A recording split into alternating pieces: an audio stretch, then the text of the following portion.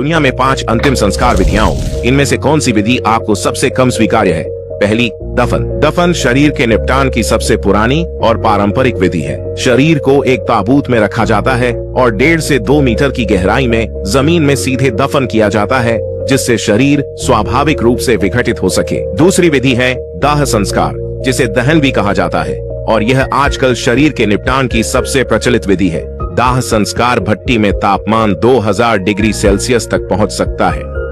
30 minute से 2 घंटे के भीतर शरीर राख में बदल जाता है।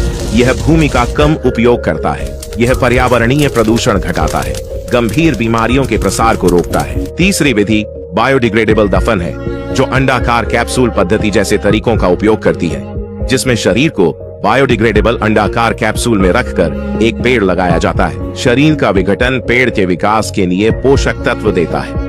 पेड़ एक स्मारक के रूप में कार्य करता है। एक अन्य विधि मशरूम दफन है, जिसमें शरीर को विशेष माइसेलियम सूट पहनाया जाता है, जो मशरूम और अन्य सूक्ष्म जीवों से बना होता है। यह विघटन की प्रक्रिया को तेज करता है और मिट्टी, मशरूम और पौधों के स्वस्थ विकास को प्रोत्साहित करता है। चौथी विधि है क्रायोनिक्स। शरीर को पहले -18 डिग्री सेल्सियस पर जमाया जाता है, फिर इसे तरल नाइट्रोजन में डुबोया जाता है, जिससे यह नाजुक हो जाता है। इसके बाद शरीर को 60 सेकंड के लिए अल्ट्रासोनिक कंपन में रखा जाता है, इससे यह पाउडर में बदल जाता है। अंत में अवशेषों को दफनाने के लिए ताबूत में रखा जाता है। 5वां तरीका है आकाश दफन। आकाश दफन मुख्य रूप से चीन के कुछ उच्च भूमि जातीय समूहों द्वारा किया जाता है। मृतक के शरीर को अनुष्ठानों के अधीन करने के बाद, जैसे भिक्षुओं द्वारा मंत्रोच्चारण, इसे एक विशेष आकाश दफन मंच पर रखा जाता है, जहां गिद्ध और अन्य पक्षी शरीर का उपभोग करते हैं। हड्डियां फिर प्रकृति में लौटा दी जाती है।